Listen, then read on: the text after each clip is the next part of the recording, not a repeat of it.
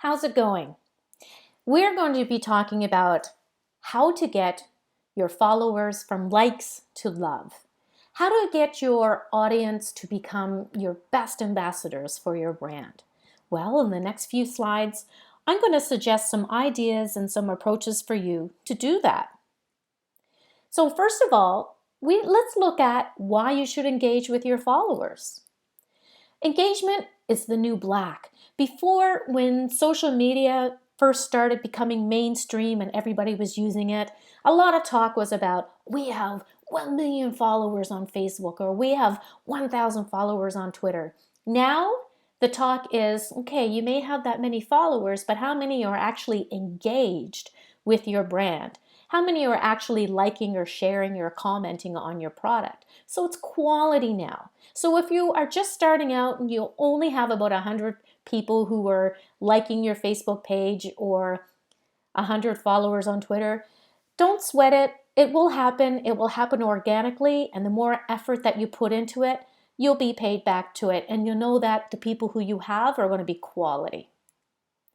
It shows that you care when you engage with your followers. It shows that you're passionate and you're proud of your products and you want to share them with you, like share them with your audience, I mean. Post engagement rate on Facebook is 75% within the first 5 hours. You only have a tiny window to attract the people who you want to talk to. So make sure maybe your posting strategy could be 3 times a day on Facebook or what have you, or knowing which times that your audience are on Facebook. Tweets with images got 150% more retweets. People are very visual these days. So if you can find some program, I like to use Canva, where I can create my tweets and they're sized for Twitter and they're sized for Facebook and LinkedIn and what have you. And I love to create images with my tweets. There are 5 ways. So here we go. 1, 2, 3, 4, 5 ways to go from likes to love. And here we go. So the first one is listening and observing. You really got to watch around you and what people are talking about you. What are the trends in your industry? What are the keywords? These are all free apps. Social Mention, TalkWalker, Brand24, Google Alerts is great as well. But also, if you have a Facebook page and Twitter Analytics, make sure you go through it and read through them. Know which ones are working, which ones aren't, what times of day. So really great to listen and observe. I love Taylor Swift and I love her music, but I also love her brand as well. And the wonderful thing is she listens to her fans. Her fans are really the essence of why she is. She likes to post personal pictures on Instagram. She knows she gets a lot of pickup from that. She gets a lot of likes and shares because it humanizes her brand. She's not just someone you hear on the radio or you hear through your headphones. She's actually a real person with a real life. She knows that resonates really well with her audience. And here, the letter on the left to Brian writes a beautiful personalized letter and sends it to him. He was backstage. And guess what he does with that letter? He takes it and he tweets it or he puts it on Facebook and shares it to all of his friends. So it's really great to observe your audience and know what resonates with them. So take note that your best influencers may be your own employees. And that's so true because think of it, a lot of employees have pride of where they work, they're happy of where they are, and they're happy to share on their own personal Facebook pages and will tweet out certain events from the company or organization. So they're right from the start are your best influencers.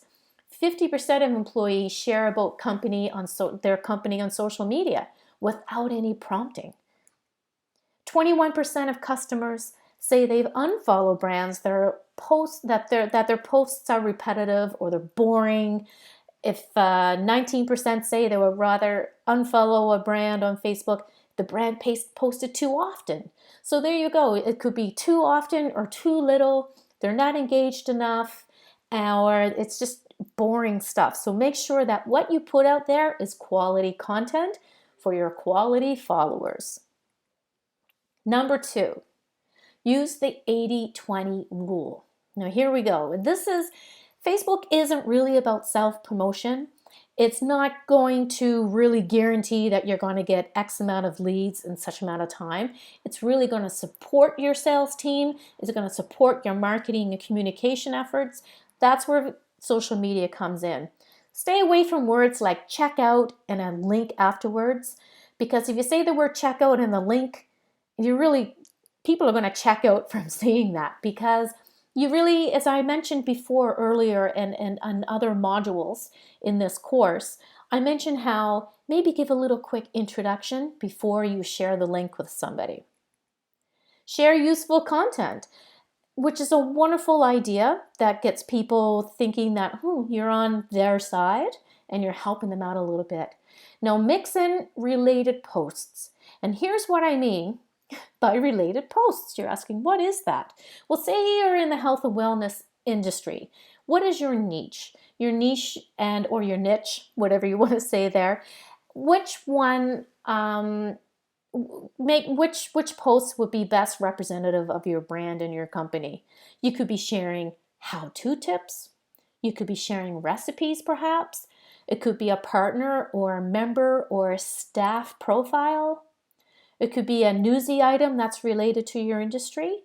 All those things. So that's what related posts are. So for every related or associated post, as I mentioned here, make sure there's one promotional post to go along with that afterwards. So it's a 4-to-1 ratio. So you're going to do 4 posts that could be recipes or tips or helpful advice or newsy type things, and then throw in a promotional type post. Got that? I really like this 4-to-1 ratio rule. I apply it all the time. And once you're putting together your content calendar, it's easy to put those in. Number 3, answer questions. Boy, oh boy, make sure they're on time. Facebook even times you right now. If you're on your Facebook page and someone posts, it will tell you and for all to see how quickly you respond to your posts. Make sure you're on top of that. Because when you do that, you can put out small fires before they become blazing infernos. And always take the high road. Always apologize if you can, or if not, take the high road. Be positive, be friendly. Really try not to feed the trolls, I guess, if you get me in that way. So take note that if you're in a pickle, and it may happen, it could very well happen. It's happened to me dozens of times. You really feel awful when it happens. You're thinking, oh dear, it's the end of the world. How am I going to deal with this? And that's quite okay. Here's Salesforce Marketing Cloud. Here's how they suggest you respond to those types of negative comments. And they say, the quicker you respond, the better. Don't delete or hide the post from your timeline. Not a good idea. That will just enrage them even further. And plus, for people observing and watching from the outside, other followers might think, that company has something to hide. Why did they hide that person's post? That's not cool. You really have to think it that way. So try not to feed the trolls. Take it offline if you can. Send them a direct message. Really try to resolve the problem in another medium. You can always, if you don't know the answer right away, you can always say, thank you so much for your comment or for your response. We will get back to you within the hour when I have more information for you.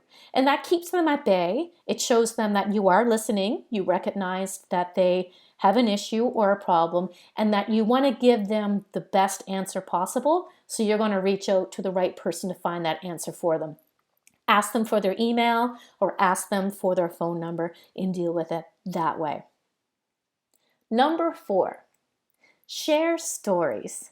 And this could be in text form, it could be in images, or it could be in video.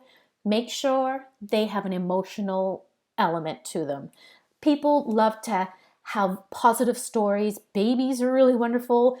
Pets, how many funny cat videos have we watched in the last little while?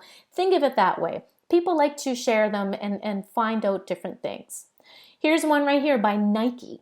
This gets an emotion out of people.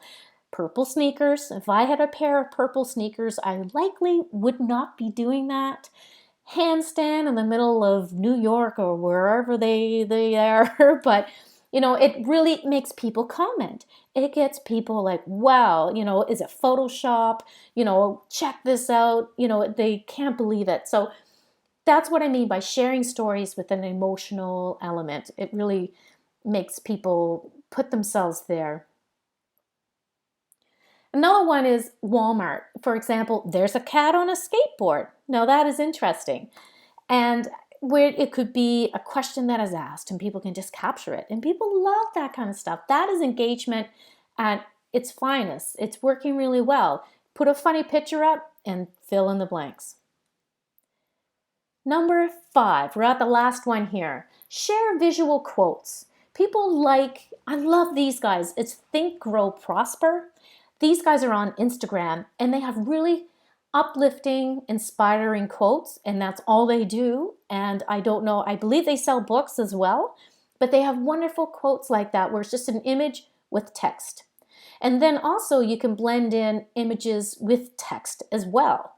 This hour has 22 minutes. It's a comedy show in Canada. They're hilarious. But this is what they do. They put a post on Twitter with an image and text down below. Would that post have been as picked up and noticed as much if it didn't have a visual side component to it? Maybe not. My guess is it probably wouldn't have been noticed as much if it didn't have a photo. So in summary, going back up, listen and observe to your audience. Use the 80-20 rule or the 4-to-1 ratio. Make sure you blend it out so it's not primarily about selling. Answer questions as they come along, good or bad. Make sure you're plugged in and you're engaged with your audience. Share stories, and they're human stories with an emotional element. They resonate with them, and you're resonating with your followers. And share visual quotes. I love that. People like to be inspired, or they like text with images. Use as much as you can. That's it for this module. I really hope you enjoyed it. This is just a tip of the iceberg in terms of how to grow from likes to loves. Use it on your own. These are some really great tips to get you started, and I wish you all the best. Have a great day.